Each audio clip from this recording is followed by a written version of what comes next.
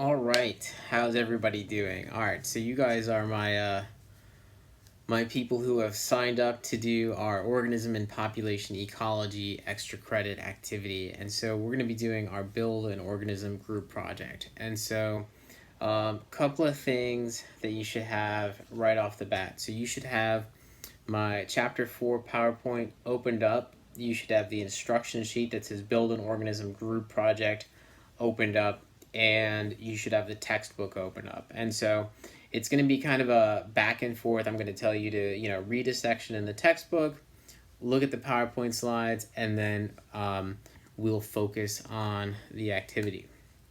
All right, so what do you need for this activity?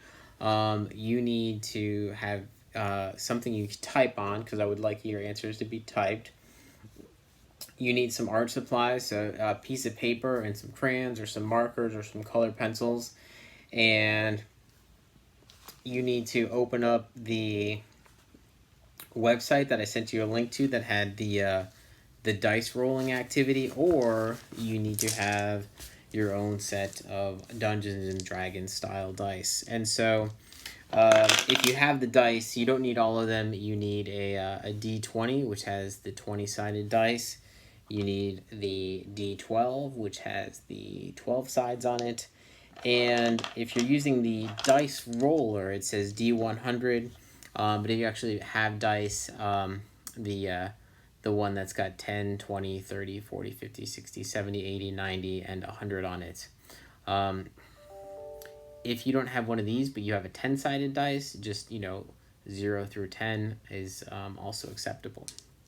So those are the dice we need, and I have my my Dungeons and Dragons creatures right here, and I'm showing these off because I want to emphasize that you are not creating an organism that exists in the world today. You are creating something entirely new based on the roll of the dice, and so we'll talk about how that's going to work. All right, so the first thing, right, if you've got the PowerPoints up, PowerPoint slide 1, organism, population, ecology, and evolution. The next slide says the cell, and then cell structure, chemical functions, talks about photosynthesis, chemosynthesis, cellular respiration, anaerobic respiration. And so what I would like you to do, read those sections in the chapter, look at the PowerPoints, and then that actually brings us to our first stage. It says build an organism, a group project, and it wants us to work on steps 1 through 5 right here. So the very first thing, step 1, says roll a D12 to select the biome for your organism to live in. And so I've got the 12-sided dice here, and if you're using the dice roller, right, so just click the D12 and it's going to give you a score of 1 through 12. So I'll roll it.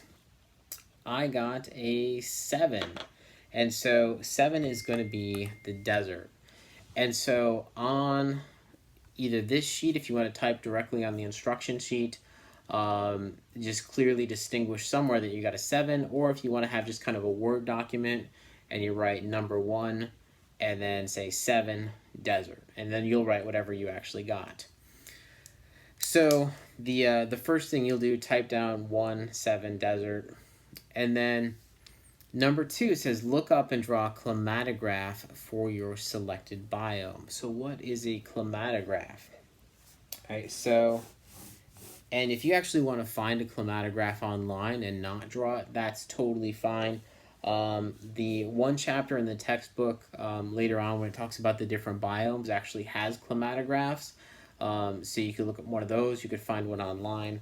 But essentially a chromatograph is a graph of temperature and weather, or temperature and precipitation. So you will have your months.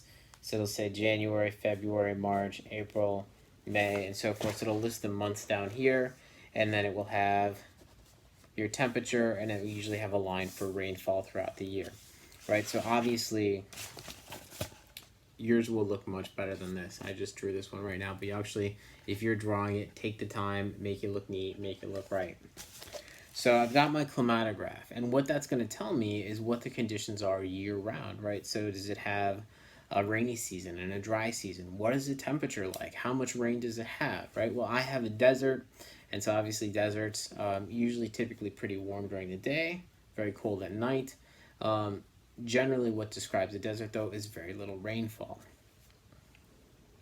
So I got my chromatograph. So number 3, right, on your document, if you've got the Word document, 1, 2, 3, number 3, now you're going to look up and list your climate information, vegetation information, seasonal conditions, flooding, fires, etc. So if you've got the desert, right, you're going to look up what the climate in the desert is, right? So we already got a chromatograph, but now we're actually going to type it in words.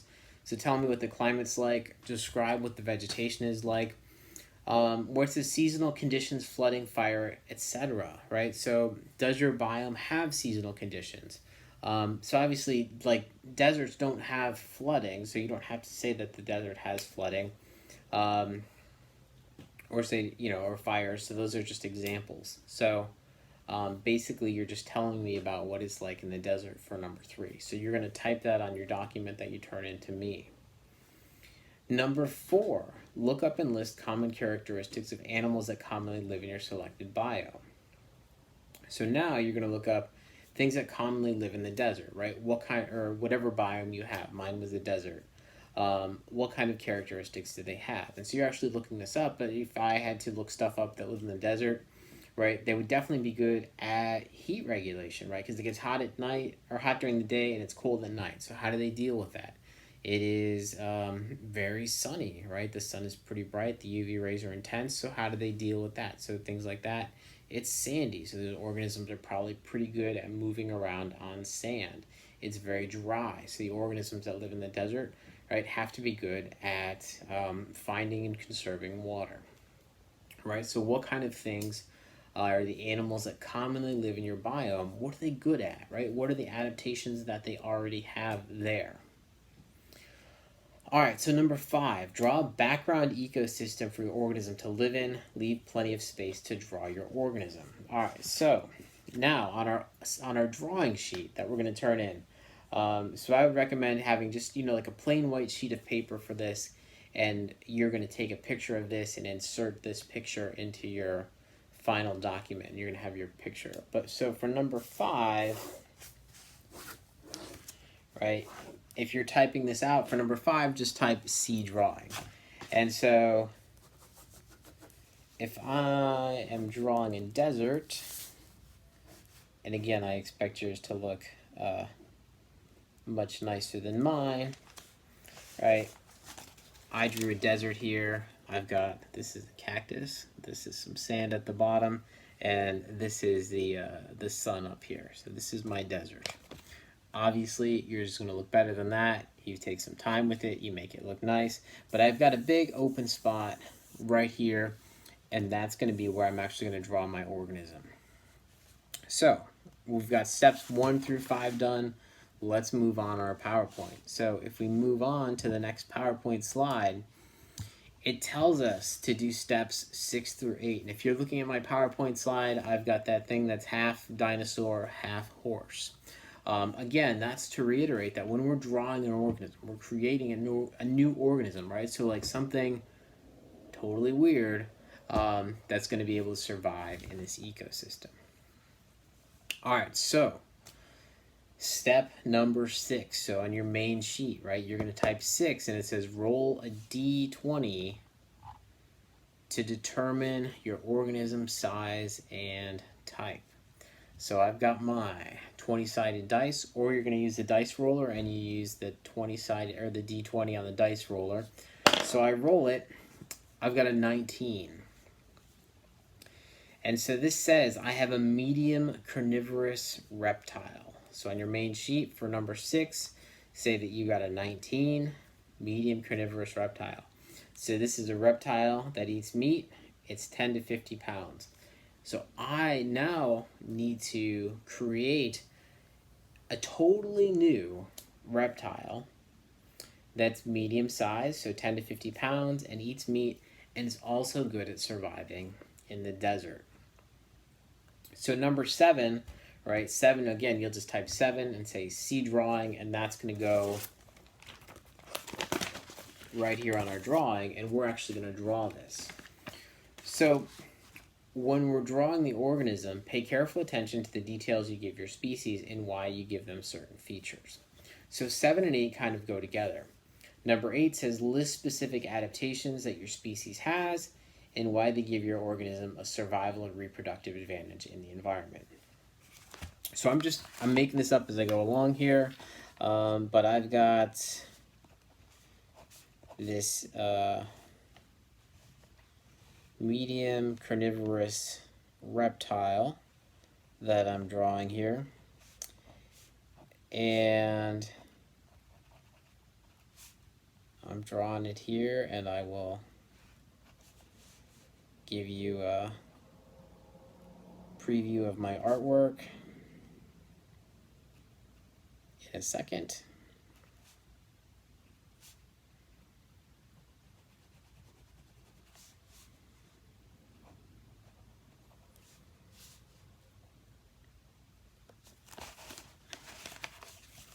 All right, so this is what I drew.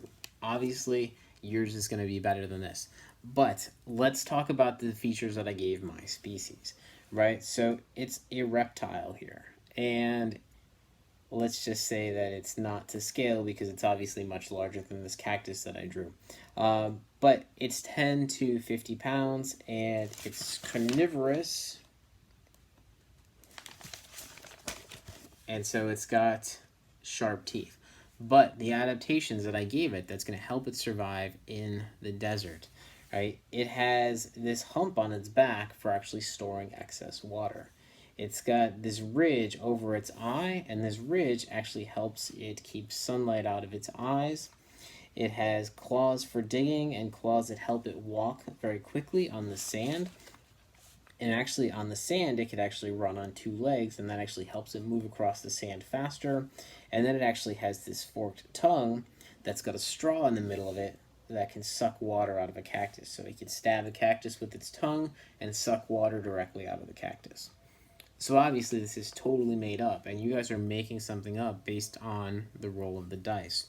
So this is not something that exists in nature, but right, we rolled the dice, we got a desert, and I had to have a medium carnivorous reptile, and so this is what I made up.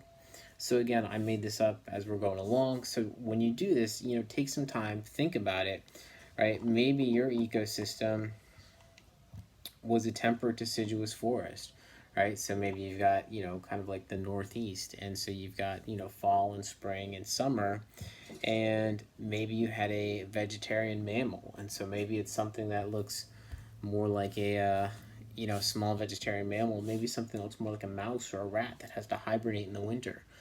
So depending on which biome and which organism size that you have is going to depend on what you have. All right, so we worked through steps 1 through 8, and let's go back to our PowerPoint.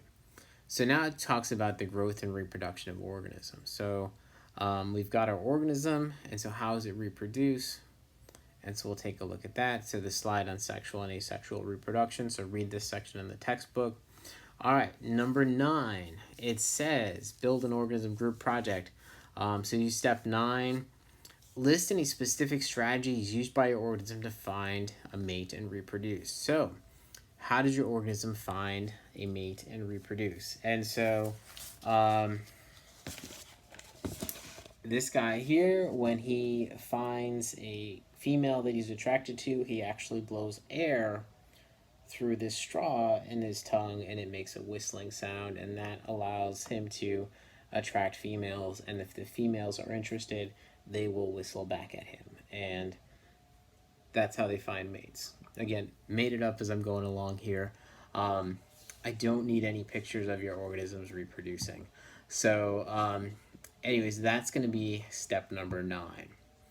So you'll describe that on your worksheet, so where you're writing everything out. All right, so we have our organism, and we know that what our organism look like and how it finds a mate. So that brings us into the growth of populations. So if we're looking at our PowerPoint slides, I'm on the one that says 4.3, the growth of populations. So read through the section in the textbook that talks about birth rates, growth rates, exponential growth, arithmetic growth, doubling time, survivorship and fertility. Talk about fertility, age-specific fertility rates. So you're reading through this in the textbook. All right, so steps 10 through 13. So pay attention here because these can be a little bit confusing. All right, so 10, I have on my instructions, roll the D% to determine the survivorship of your organism. So if you've ever played Dungeons and Dragons, it actually asks you to roll 2 dice for your D100, the 10, 20, 30 dice, and then the 1 through 10, and you would roll them together and you'd get a number like 62 or something like that. But for this activity, just the whole numbers are fine. So 10, 20, 30, 40, 50, 60, through whatever. If you're using the dice roller, there's the option for the D100. Just round to whatever whole number that you get. So if you get like a 62, just round it to 60. So what I'm doing is I'm going to roll. All right. So I get a 90%. And says, number 10, roll the D% to determine the survivorship of your organism. So this means that 90% of my organisms are going to survive to old age, and they're going to actually reproduce.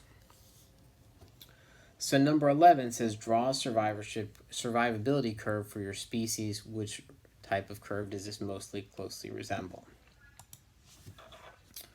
All right, so a 90% actually looks a lot like a type 1 survivorship curve. And so let's just take a quick look at this here.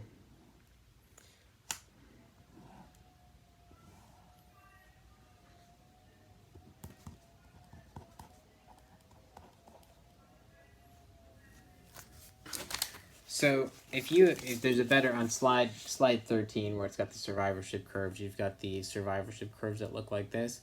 Type 1 means that like if you have 1,000 individuals born, most of them will actually survive to old age, and then once they get old, they start dying off, right? So that's very similar to humans. Most of us are going to survive to old age. You know, some of us may have a mishap along the way somewhere, but for the most part, we're going to make it to old age. Right, so I had a 90%. So 90% of my organisms that are born will survive to old age. That means they get to, live out their life and they get to reproduce. Right, so now my organism is going to behave more like a human in terms of like how often and when it reproduces, because most of them survive, so they don't need to have a ton of them. Right, but if you have a type 3 survivorship curve, and again, the picture on my PowerPoint slide is a lot better than this. This is like a fish or a frog. Right, so a frog may lay, 1,000 eggs, and the next day something comes along and eats 900 of them. And of those 100 that are left, maybe 50 of them actually hatch into a tadpole, and of those 50 tadpoles, maybe 10 of them actually turn into, juvenile frogs, and of those 10 frogs, maybe only 4 or 5 of them actually make it to adulthood. Right, so why does the frog lay 1,000 eggs? Right, because most of them don't actually turn into adults. As humans, why don't we have 1,000 offspring? Because most of us will survive as adults and reproduce that way. So we don't need to have 1,000 offspring. Type 2 is like right down the middle. So if you have like a 40 to 60%, that's more like a bird. So birds pretty much have a 50% chance of dying every day of their life in terms of like, the eggs falling out of the nest or getting eaten, or when the birds are trying to fly, maybe the parents get hit by a car or they eat some trash or whatever. Birds pretty much have a 50% chance of surviving every day. All right, so let's go back to our activity. All right, so 10, I rolled the 90%, so you roll whatever you got. So on your list, roll whatever you got. Number 11 says draw a survivability curve for your species. So you could squeeze your survivability curve in up here. That's fine if you want to, find one online if it matches. that, just put it into your Word document, that's fine. So just let us know wherever you drew your survivability curve. All right, so number 12, based on the survivability curve for your species, list and describe your species' fertility and reproductive rates. So think about how it reproduces and how often it mates, and how many and how often it has to have offspring. So essentially, you want your population to be reproducing itself plus a little bit more. You want a population that's slightly growing. And so if I have a 90% survivability, right, that means if I have two individuals and they mate and they would just have two offspring, right, I would actually have 1.8 offspring in terms of survivability. So that's not quite enough, right, because I want to replace themselves. And when I say 1.8, that's an average, right? So some of them will have two that survive, and every so often there will be one that has an offspring where one of them doesn't survive. So essentially, I would like my organism with its 90% survivability to have 3 offspring over the course of its life. So I have to think a little bit about how long my organism lives, how often it's going to mate, and how many offspring it's going to have. So maybe my thing, my lizard, my desert lizard creature, only lives about 3 years, and in those 3 years, maybe in the second year of its life, it reproduces once and it lays 3 eggs, and of those 3 eggs, 90% of them survive, and that's good enough. What if you have a survivability of like 10%, right? And so now your organism, only 10% of its offspring are going to survive, right? So you need to figure out 10% of what number is going to give you a number greater than 2, right? So you probably want to have 20 to 30 offspring in the course of your organism's life, right? Because if you have a survivability curve of 10%, 20 to 30%, or 20 or 30 offspring, right, are going to give you 2 to 3 that actually survive. So if you have 10%, you only want to have 2, you're going to have at least 2 or 3 surviving, so you're going to have at least 20 or 30 offspring to begin with. All right, so then number 13. Based on the survivability curve and fertility rates, list and describe population size. Why does a population need to be this size in order to survive? So, I don't need you to give me a specific population size, right? But is it, a large, dense population or a small, spread out population? So again, let's take a step back. Let's think about like panthers, for example, right? Panthers can't actually survive in a dense population. Panthers, there's not a lot of panthers, but they're fairly well spread out. And so like in 300 square miles, you will have one male panther, right? So like you have a low spread out population. But let's think about frogs for a second. If my organism was more like a frog, and in terms of frogs, if I had one male frog for every 300 square miles, that's not going to work for those frogs because they're not moving around much. So think about, what your population needs to look like, right, for that to work out. All right, so we've gone 10 through 13 on the activity. Let's move on. All right, so limits on population growth, right? Can populations grow forever? No, they're not going to grow forever because something is going to limit population growth. So it talks about environmental resistance, environmental carrying capacity. So read through this stuff in the textbook. Other things that can limit population growth. Then it talks about habitat and ecological niche. All right, so now build an organism group project, steps 14 and 15.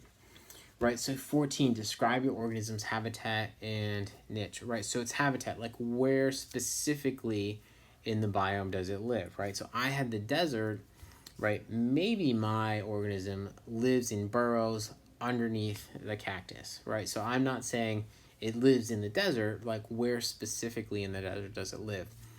And its niche, right? What's its ecological role? What's its job in the desert, right? How does it fit in? How does it interact with everything else?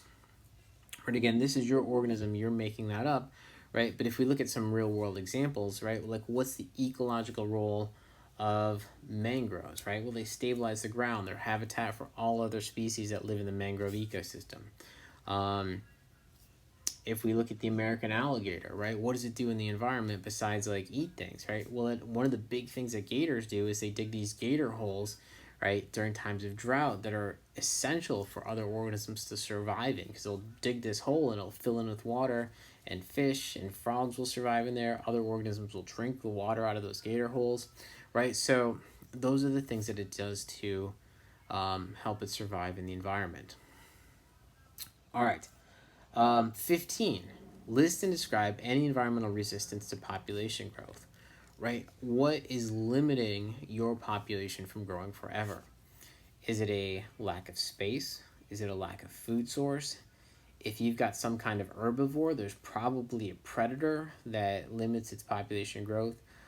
So, again, you're thinking about what your organism looks like, where it lives, um, and what kind of things will limit its population growth.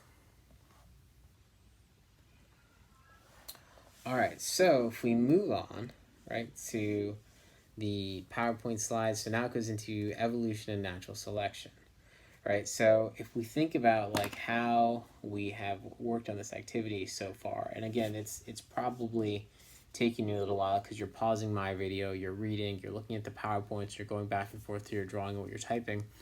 We started out with our single organism. We thought about how it mated. We thought about population dynamics. And so the organisms and populations stay the same over time. And they don't, right? Populations will evolve over time through natural selection and through mutations in the population. So, I actually have a super interesting video on my PowerPoint slide. So on the slides on Canvas, it's slide number 22. It's the one that says evolution and natural selection. And it's about lactose, people who are lactose tolerant and lactose intolerant.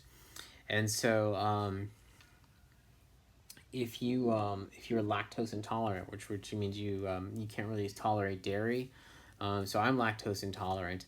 That's normal. And if you're somebody that could eat milk and cheese and dairy without any problems, you're a mutant, right? That's actually a mutation. And so I say that, anybody who can digest dairy without any problems, you're like one of the X-Men, and that's your mutant power, is the ability to drink milk and not get a stomach ache. But it's actually a super interesting video. It's like 12, 13 minutes long. And so if you have a minute, or a few minutes, definitely watch that video. And if you're lactose intolerant, it'll actually explain a lot of things for you. So definitely worth your time to watch that video. All right, so the next slide talks about different types of selection, sources of genetic change. So again, read through the stuff in the textbook. All right, so 16.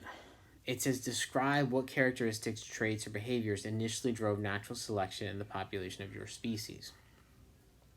So this is actually going to go back to number 8, right? And maybe we've thought about it a little bit since we've actually written down number 8.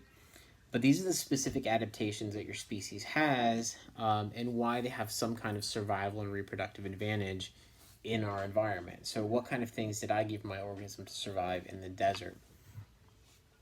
And so in terms of nature, when females are looking for a mate, it's a much larger risk on the female's part because, right, the male mates with the female, passes on its genetic material, and essentially the male's role is done, right? He did what he needed to do, but now the female has to, carry those offspring inside of her for however period of time, and then depending on if they take care of the young, again, it's going to huge expenditure of resources on the part of the female. And so when a female is choosing to mix her genetic material with the males, right, she wants her genetic material to have the best chance of surviving in the future.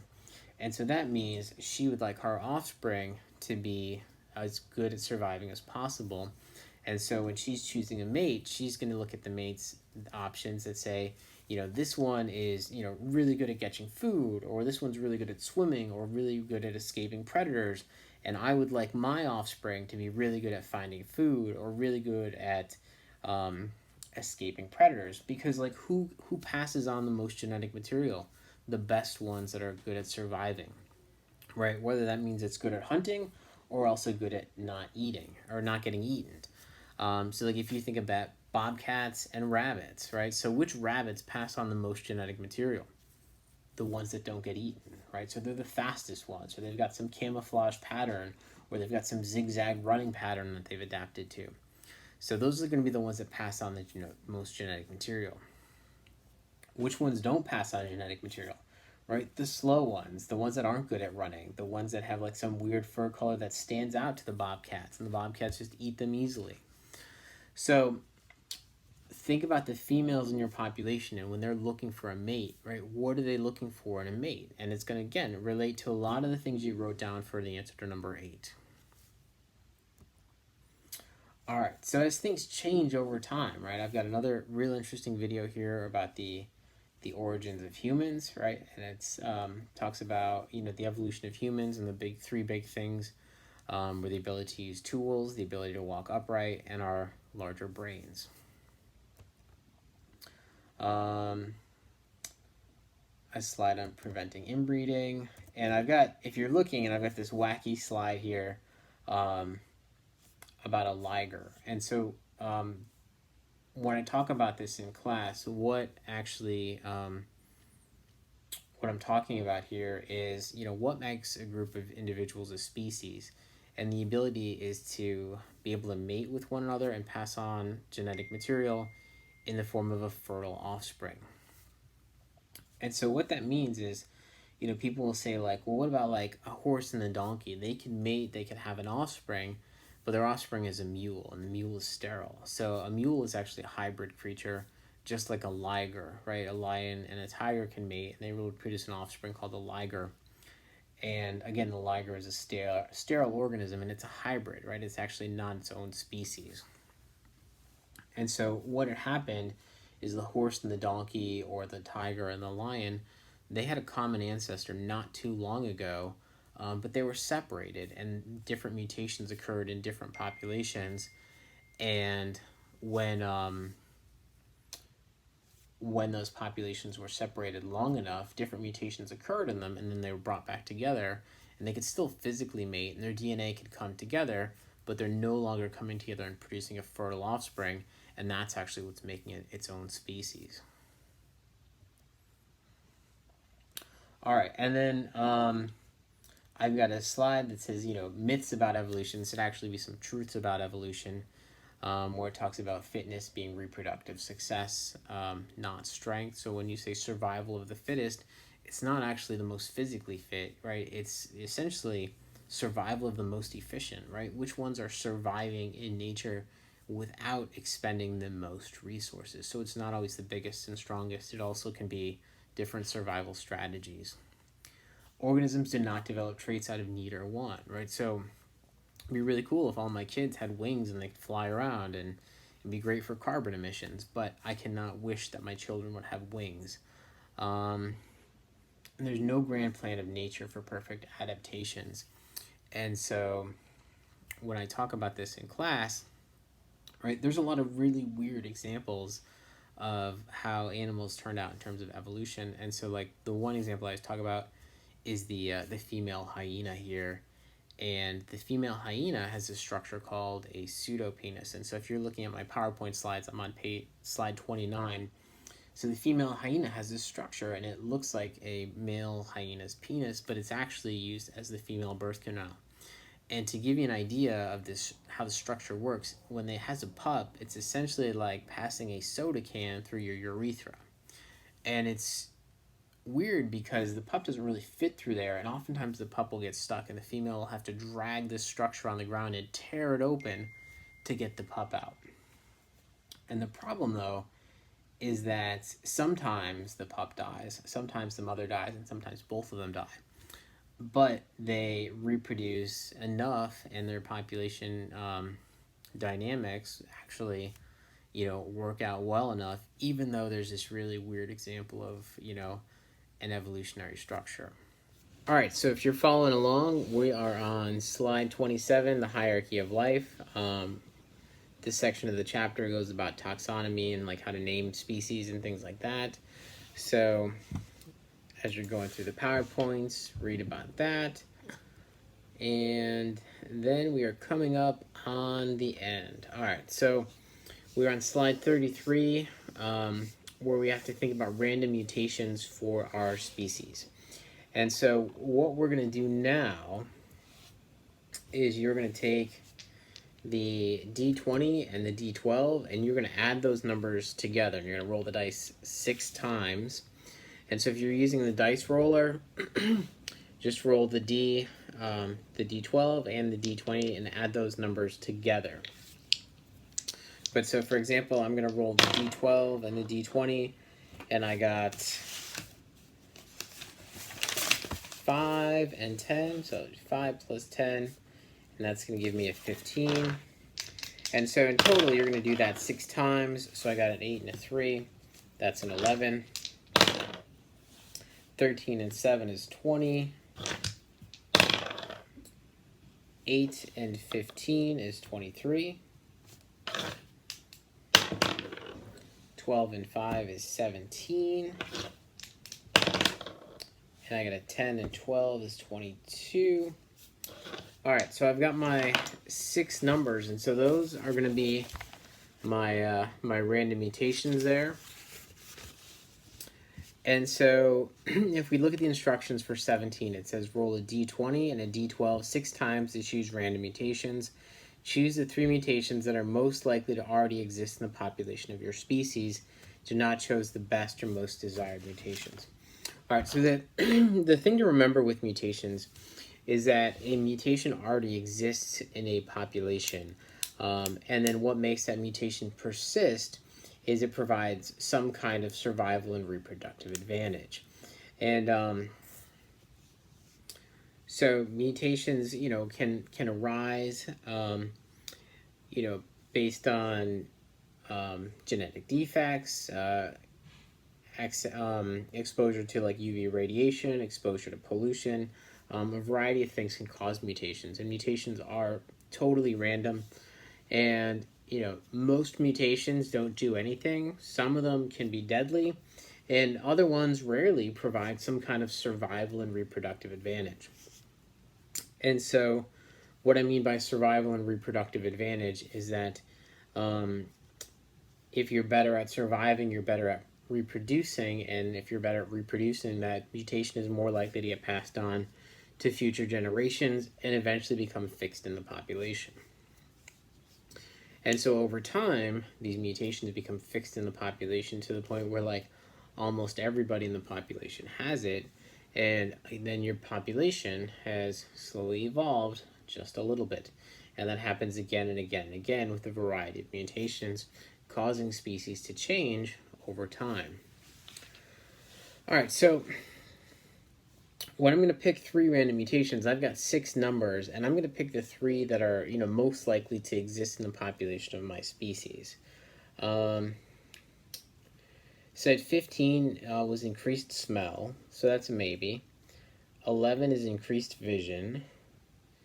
20 is bipedalism, which is the ability to walk upright. So my species already walks upright, so 20 is definitely out for me. 23 is albinoism, so like it could be totally white. 17 is webbed feet. It's probably unlikely to occur because that's more something that an organism would exist like near the water.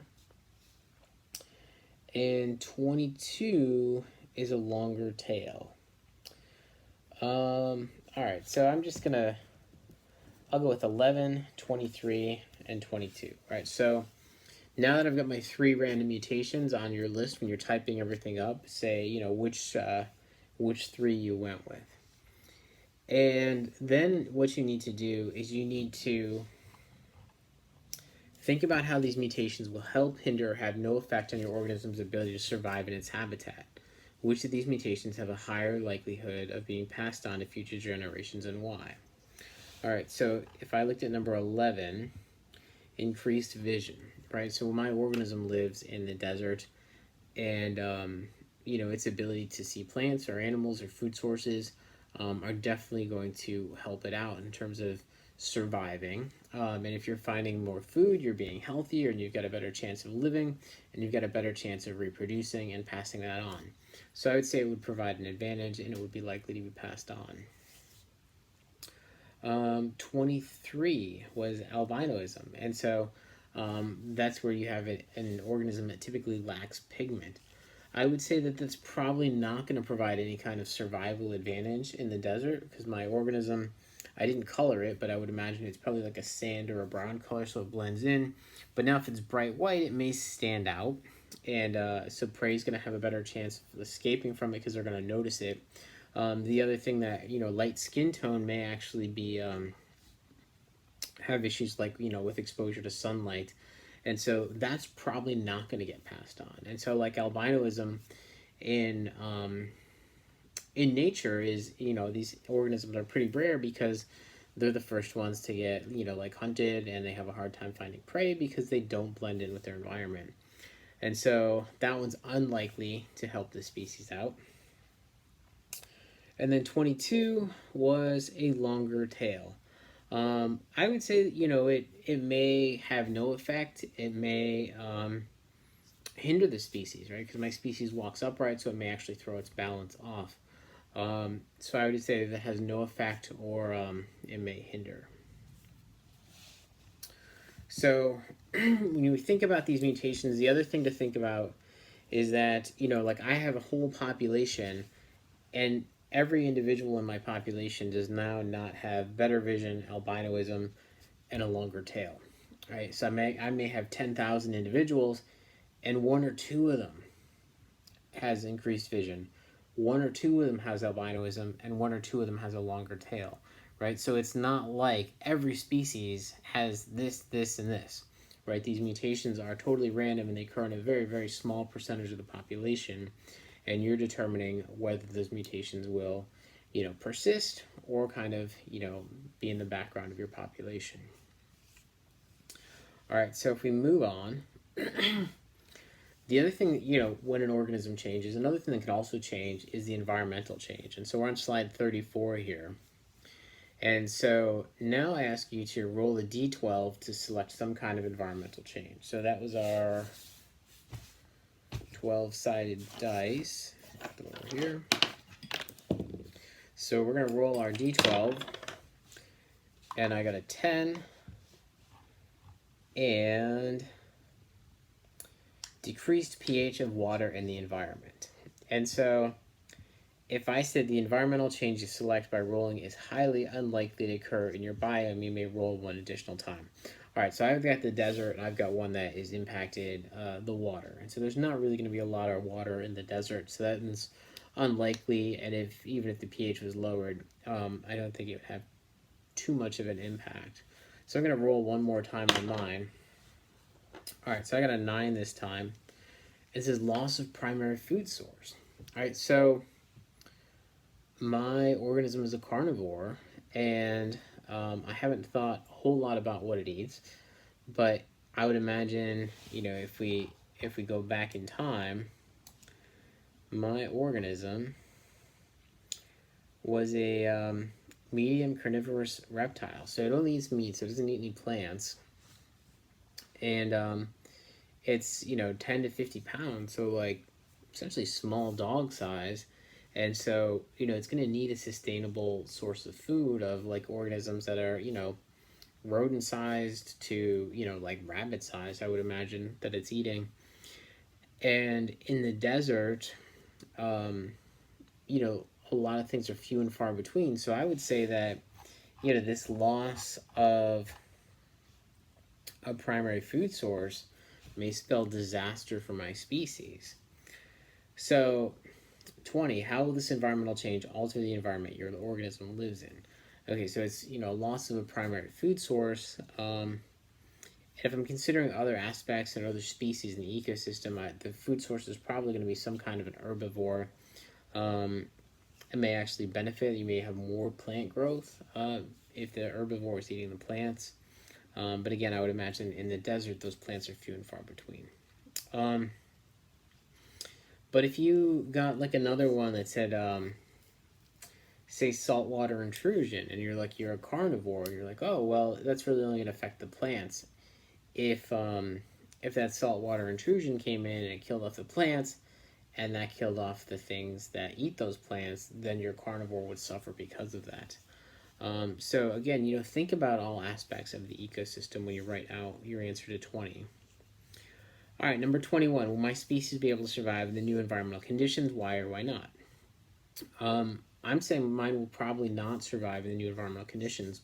And that's totally okay for you to say, I don't think my organism will survive.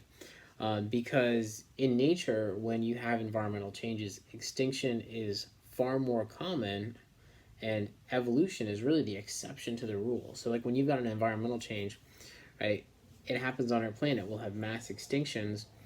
50 to 95% of the species on the planet have gone extinct, and that's happened 5 times already, and we're in the middle of the 6th mass extinction. The humans are the big change this time.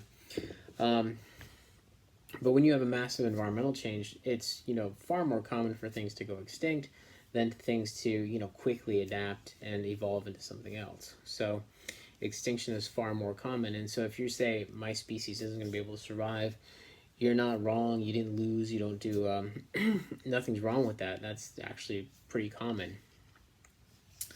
And then just taking a quick step back, number 22, if the same random mutations appeared in the population, so from 17, we had those random mutations. We picked 3 of them. I had the longer tail, albinism, and increased vision. If the same random mutations appeared in the population after the environmental change, will they now help, hinder, have no effect on your species, and why? So I would say the increased vision will probably definitely help my species out because it's going to be hunting for a new food source. I don't know if that's going to be enough. I don't think the longer tail or albinism are going to give it any favors. And so that would be my answer to that. But like, let's think, for example, if you have like some kind of a mammal and one of your mutations was like longer fur and albinism, or 2 of your mutations. And maybe your thing was cooler year-round temperatures. And so if you had cooler year-round temperatures and one of the mutations was longer fur, right, that longer fur may have not helped you in the past, but now it may provide some kind of survival and reproductive advantage. If those cooler temperatures brought maybe year-round snow, and that year-round snow changed the environment from like a gray-brown environment to a white environment, that albinism would again now provide some kind of survival and reproductive advantage because you blend in with the snow versus not blending in with the green and brown environment. And so that concludes the activity. So if you're following along the slides, the last slide is number 35, where it just says present your species to the class. So anyways, what you're going to be turning into me is you're going to have a list of items 1 through 22, and you are going to kind of describe, your dice rolls and your decisions and, your explanations of everything from 1 through 22. And then you're also going to present your drawing. And so your drawings, you will have your chromatograph, you will have your survivorship curve, you will have your biome background, and you will have your species inside the biome.